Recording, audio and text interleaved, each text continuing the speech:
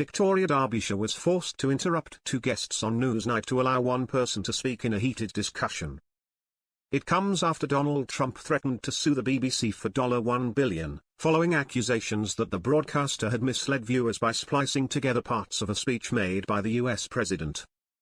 The BBC confirmed it has received a letter from President Trump and will respond directly in due course.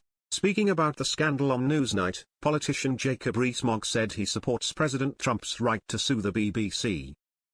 He also said that anybody in his country would feel entitled to sue the BBC for libel if something was put out in such a dishonest way. The former Conservative cabinet minister argued that the BBC should settle with President Trump. The Financial Times' Gillian Tett was also on the show and pointed out the number of other organizations that Trump has threatened legal action against, in addition to the BBC. The pair also clashed over their views on censorship in the US, and at one point, Jacob repeatedly asked Gillian questions about her views on Joe Biden, but host Victoria Derbyshire was forced to step in and tell him off as he didn't let her reply. She said, "Let her at least finish one of your questions."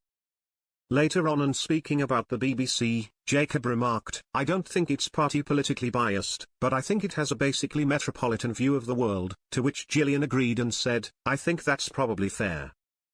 One person argued on X, the BBC made a mistake, and two major heads have rolled. But, to me, Trump has no case. I checked, do it, and approximately 0 Americans saw the Panorama prog because it simply was not shown on any US TV channels.